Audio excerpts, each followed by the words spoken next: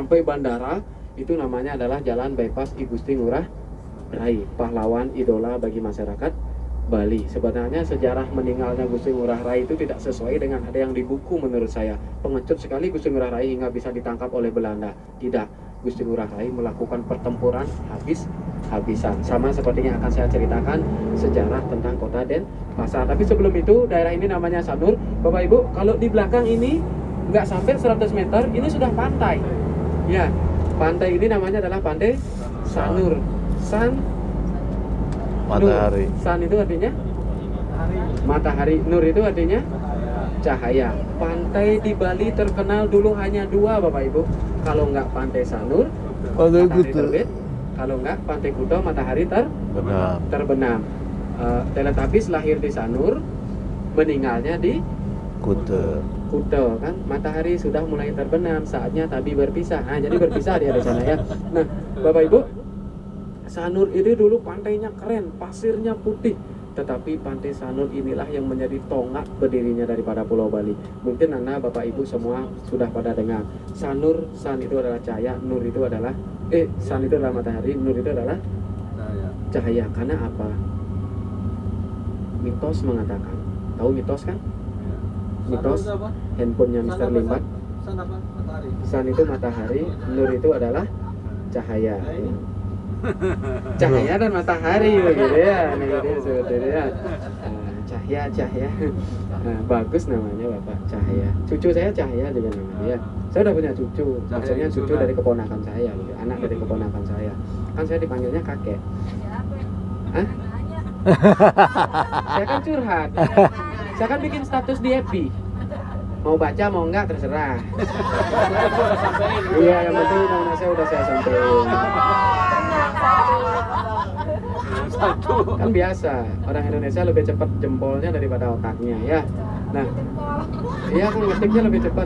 Nah, Bapak Ibu, saya akan sampaikan bahwa Pantai Sanur ini berkhasiat pasirnya apabila kena pantulan sinar matahari pagi kayak gini, Pak, itu bisa menyembuhkan penyakit tulang dan penyakit kulit. Makanya kalau Anda nginep di Sanur nanti dapat hotel, keluarnya itu subuh jam 4 pagi itu Pantai Sanur udah ramai. Terutama mohon maaf yang seusia Pak Cahya itu sudah ramai. Karena apa? Mereka akan mengubur dirinya sendiri. Begitu matahari terbit itu seperti menggoreng telur, plak, wih, Dewa Surya datang. Ya, begitu memantul sinarnya ke pasir itu bisa menyembuhkan penyakit kulit dan penyakit tulang. Makanya kalau saya ke Sanur jalan-jalan subuh itu yang saya hindari apa? Kepala manusia, Pak. Karena dia kubur dirinya. Ya di pasir itu, Pak. Saya pernah ajak kakek saya ke sana kok, saya kubur. Kakek saya dulunya bungkuk begini. Setelah saya kubur lurus. Penyakit kulitnya hilang, penyakit tulangnya hilang, ya udah meninggal, nyawanya hilang, gitu Bapak ya. Iya, itu pesawatnya nanyak gitu, apa? Nanyak pesawat apa? Nanyak pesawatnya, jadi seperti itu. Nah, Bapak Ibu, di samping itu Sanur terkenal karena apa? Tahun 1964, Presiden Soekarno sudah bisa membangun sebuah gedung tertinggi di Bali. Ketika itu saya kecil seumur ini diajak ke Sanur, lihat gedung aja udah senang. Tinggi gedung itu mencapai 33 meter dengan 11 lantai. Anak kan nggak kaget ya? Itu ada gedung tingginya 33 meter, itu kaget harusnya. Kaget harusnya, wah gitu ya. Ada gedung 33 lantai dan itu menjadi Hotel Sanur Beach namanya dulu. Nah, diberkasai oleh Bung Karno, banyak masyarakat Bali yang pindah ke Sanur ingin mencari pekerjaan. Nah, tetapi jauh sebelum itu teman-teman, bapak-bapak, ibu-ibu, semua yang ada di sini, Pantai Sanur ini adalah pantai yang menjadi saksi biksu zaman kedatangan Belanda pertama kali di Bali. Belanda datang pertama kali tahun 1906. Ingat ya, 1906. Kirim SMS sebanyak-banyaknya. Memesan Eiffel 2 ya. Nah, Bapak Ibu, Cornelius de Houtman setelah puas memeras Pulau Jawa, karena jujur saya iri sama Pulau Jawa. Kenapa saya iri? Karena Pulau Jawa pulau tersubur seluruh dunia.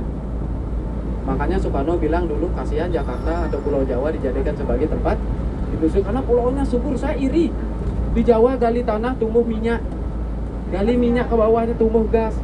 tongkat ditanam numbuh, batu ditanam numbuh. Bali ada apa? Bali saya gali tanah, yang keluar apa? Masalah. Coba saya gali tanah, tetangga saya, ngapain kamu gali tanah? Anak saya nyemplung di sana kan masalah. Benar nggak? Kalau di Jawa itu suburnya minta ampun, luar biasa. Tidak ada pulau yang lebih subur dari Pulau Jawa di dunia ini. Tidak ada. Makanya orang Bali apa? Nggak ada hasilnya. Setelah Cornelius de Houtman Belanda, dalam tanda kutip saya bilang, kenyang di sana memeras Pulau Jawa, akhirnya dia melihat ke arah timur. Ini di timur Pulau Jawa, pulau apa sih? Kok kehidupan masyarakatnya gemah lipah loh jinawi. Bagus kehidupan masyarakatnya. Coba diutuslah Van Gogh ketika itu. Van Gogh, coba selidiki, kita jajah pulau tersebut. Setelah Van Gogh nyampe Bali, sampai di Bali dia melihat perasaannya itu binatang toilet, Bu. Kecewa dia. Setelah dia kecewa, kenapa dia kecewa? Karena di Bali nggak ada apa-apa, no what. Nggak ada hutan jati dia lihat, nggak ada. Dan pemandangan Pulau Bali itu, mohon maaf, adik tutup telinganya ya. Karena apa? Bali sampai dijuluki oleh Belanda ketika itu adalah the Milk Island, Pulau Susu. Kenapa dijuluki Pulau Susu? Karena di pinggir jalan susu berserakan. Mohon maaf, bukannya Sapono, nanti ada di museum ya. Kenapa Bali dijuluki Pulau Susu? Karena begitu. Wanita Bali dulu, jangankan dia mengenal baju ya, dia hanya mengenal selai kain. Kain puin itu hanya dipakai oleh putri-putri raja. Masyarakat seperti saya itu nggak pakai kain. Wanita Bali dulu hanya menutupi, mohon maaf ibu, pinggang turun sampai mata kakinya. Yang di atasnya ini tidak pakai apa-apa, dibiarkan melamai-lamai ditiup angin. Jadi Belanda sekalian ketika itu studi banding dia ya, studi banding dia yang cewek-cewek Belanda di sana. Makanya Bali dijuluki Pulau Susu karena susu berserakan. Nah, kenapa? Karena wanita Bali itu dulu lebih menutup auratnya, itu yang tidak boleh dilihat sama laki-laki adalah betisnya.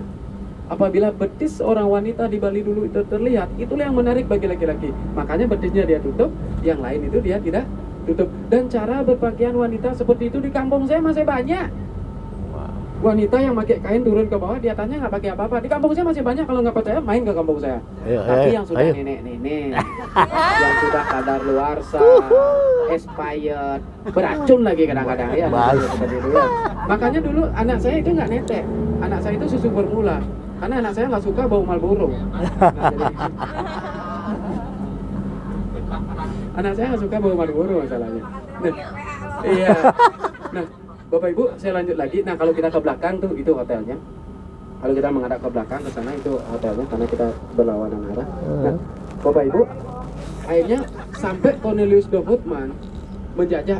Saya anggap Belanda pertama kali menginjakkan kaki di Pulau Bali ini di Sanur dengan kapal yang bernama Sri Komala Dewi. Orang Bali ketika itu melotot. Ini kapal besar sekali, apa? Ya udah.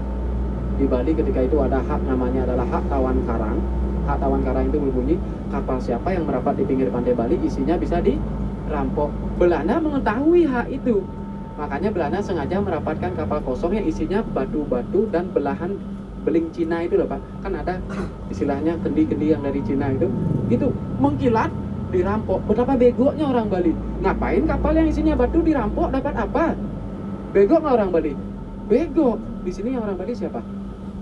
Pak itu. Pak driver orang Jawa. Pak Delon. Aku saya sendiri. Berarti yang bego, ya saya sendiri. Berarti Anda lebih bego. Kenapa mau dengerin orang bego? Oh, Bapak Ibu, akhirnya pada saat itu Bali yang Belanda yang kedatangan pertama ngajak kerjasama, kerjanya aja yang sama tapi hasilnya tidak sama. Akhirnya Raja Badung, I Gusti Ngurah Madyanom ketika itu geram dengan Belanda karena orang Bali dulu hanya mau tunduk sama rajanya. Dia takut sama rajanya dulu ya, apa kata raja pasti diikuti. Geram, akhirnya diutuslah Patih Mahaberani, namanya adalah I Gusti Ngurah. Salah Pak, Ngurah Rai belum lahir ketika itu. Ngurah Rai kan pahlawan nasional Pak. Nah, namanya adalah I Gusti Ngurah Jelantik. Gusti Ngurah Jelantik disobek surat Belanda, putusan Belanda diludahi. Belanda tidak mau keluar dari tanah Bali, lebih baik menjadi lautan darah. Tercetuslah mulut Raja Badung untuk melakukan sebuah perang habis-habisan di Bali yang disebut dengan nama Perang Puputan Badung. Lebih baik saya mati daripada Belanda masih berada di Pulau Bali. Tapi apa daya, Belanda sudah punya bedil ketika itu. Belanda sudah punya granat, sudah punya bom. Orang Bali perang pakai apa? Pakai tongkat, pakai pisau dapur, pakai garpu. Dia tetap kalah, tapi tetap orang Bali maju. Makanya dalam perang Puputan tersebut, orang Belanda pun bilang, orang Bali kamu tidak akan menang lawan saya. Lebih baik kamu diam, jangan ikut berperang. Kalau kamu tidak mau saya bunuh. Tetapi orang Bali terus maju. Ditembak orang Belanda sampai bosan bunuh orang. Der. Bahkan, benar Pak, bahkan perempuan ikut berperang. Gadis-gadis Bali ikut, Wonder Woman Bali ikut berperang, wanita semua ikut berperang, baik tua, baik perawan, baik anak kecil, semua ikut berperang. Bahkan dari 7 wanita yang ikut berperang, hanya 1 yang bebas ketombe ketika itu ya. Nah makanya semua ikut berperang. Akhirnya pada saat itu Raja Badung pun tewas, tertembak, tewas. Dia ngambil tanah, ada dalam sendra tarinya di Bali itu, dia usap, maafkan aku Ibu Pertiwiku, aku tidak bisa menjagamu lebih jauh lagi. Nah jadi seperti itu. Bahkan orang Bali ketika itu, ya ampun Ibu, dilempar granat diambil. Kedondong orang Belanda besar-besar ya, digigit meledak begitu ya. Jadi sebenarnya, nah kedondong itu granat dikirain kedondong, bayangin itu susah. Nah Bapak Ibu mohon maaf, jeda sedikit ya. Ingat pembunuhan anak kecil di Bali nggak Bu? Oh iya. Hah? Iya. Angelin yang dibunuh sama Margaret Megawe. Nah ini dia. Lampu merah udah lewat Pak? Oh sudah ya, sudah lewat, sorry. Ketipu. Kasusnya sampai Hotman Paris. karena ada duit gitu. Tapi menurut saya Angelin lebih baik mati sekarang. Karena kalau dia hidup dia akan tersiksa di sana ya. Dia seperti neraka dunia dia rasakan di sana karena media kan sepertinya itu. Sekolahnya juga dekat di sana Angelin. Bahkan seorang ibu bener loh katanya, oh, di absen nyaut terus begitu. Jadi nggak di absen nyaut terus, padahal jadi udah meninggal gitu ya. Bahkan kemarin ada sekolah malam di sana, kan sekolahnya sama-sama bule tuh. Nah sekolah malam, penjaga sekolahnya bilang, permisi Bu Guru, kenapa? Angelin pulang, jangan gangguin. Kabur semua teman-teman di sana ya. Serem. Kalau saya bercerita serem itu nggak cocok. Kenapa? Muka saya udah serem. Nah Bapak Ibu, akhirnya terjadilah perang habis-habisan, kalahlah rakyat Bali. Nah warga Bali, pejuang Bali yang hidup ketika itu dibawa ke utara pasar karena kerajaan Raja Badung tepat di utara pasar. Makanya ibu kota Bali namanya adalah Denpasar. Den itu utara artinya, sar itu pasar. Kalau Bapak driver juga kan namanya Bapak Arisar tuh. Bapak Arisar nama lengkapnya, tapi sarnya Bapak driver bukan Denpasar, tapi sarnya adalah Scipio Aneroli Syndrome Bu. Tahu kan penyakit mematikan sebelum ada flu burung, corona.